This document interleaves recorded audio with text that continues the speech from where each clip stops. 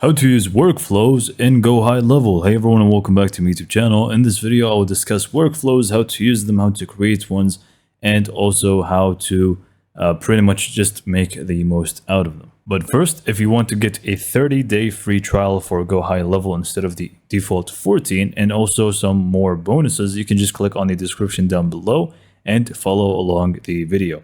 So let's just go and get back to the video. Okay, so obviously using workflows with GoHighLevel is pretty much essential for your work progress because it's just going to automate a lot of things for you and it's just going to make things a lot easier and efficient for your GoHighLevel. So to get started, you simply just want to log into the sub account that you want to start creating the workflows for. Okay, so once you jump into the sub account that you want, what you want to do is on the left dashboard here, you should be able to find automation. This is going to be where your workflows live. From here, you're just going to find the workflows here at the top. Just make sure you select that. And in here, as you can see, we have two workflows that I have living here. They're just draft ones that I have. And you can start by creating your first ever workflow. So you can just go in and click on create workflow from the top right corner. And if you want to group them, you can create folders as well. So to get started, I'm just going to click on create workflow. And once you click on this button, you're going to have the ability to start from scratch. You can also use AI to build a specific workflow, which pretty much just uses a prompt. I believe I've never actually tested it out. And also you have the select from a template, which I suggest that you actually click on first because maybe you have something in mind when it comes to workflows, and it's probably going to be in the templates themselves. So do check those out so you can actually go ahead and see the categories on the left side.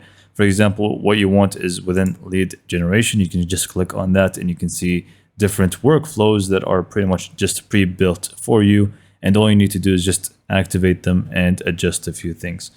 So templates are a great way to get started, but you can even create your own custom ones to basically just get an idea of how it works and be more specific with what you want. So this is how to use templates. You should just pick whichever one that you want. You can preview it and click on choose. But let's just jump into the creation of a workflow from scratch just to see how it works. So once I actually click on start from scratch, I suggest that you do turn on the autosave. It's actually going to ask you for the first time. Just make sure you turn that on.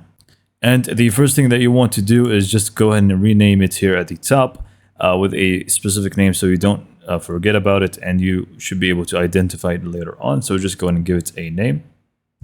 Okay, so right away we can see that we have the AI option here, which is great. So build workflows for free by chatting with AI. So you can see that you can actually go ahead and type in exactly what you want and it's just going to create it for you.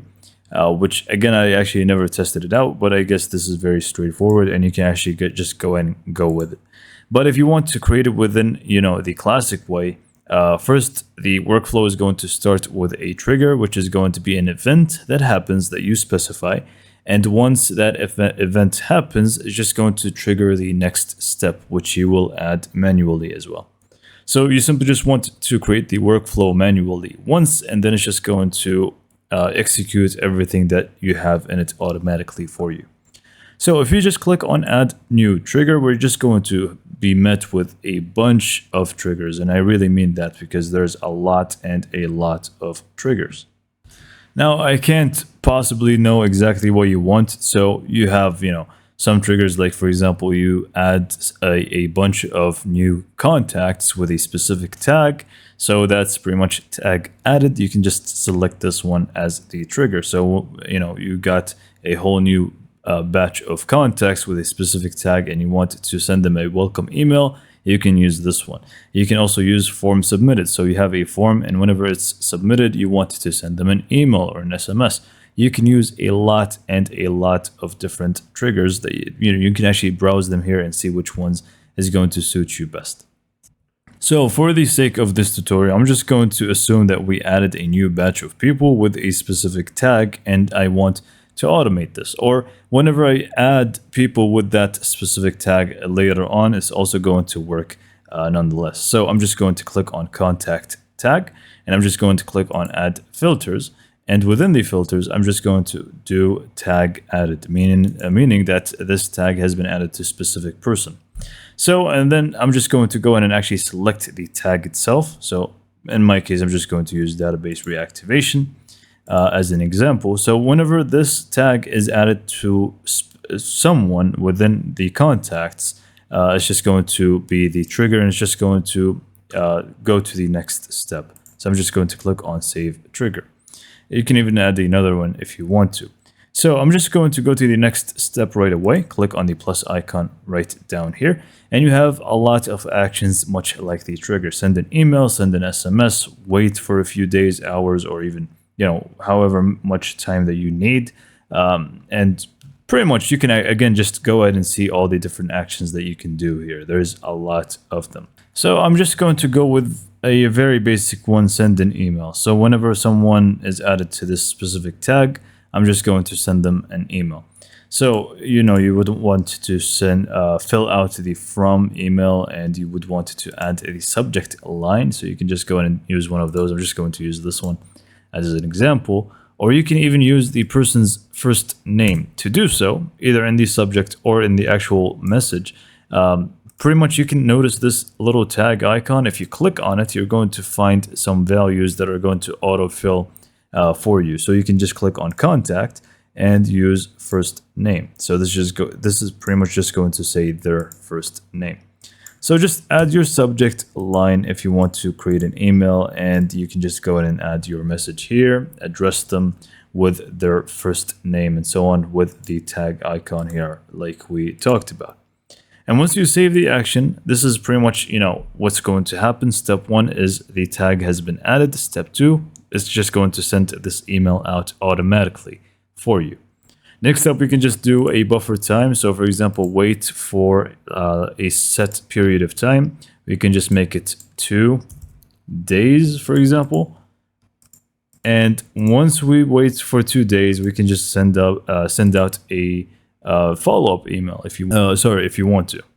And once you add these steps needed for your workflow, you can simply just click on test workflow from the top right, and you can just go ahead and use your information to send out the test for your email or SMS.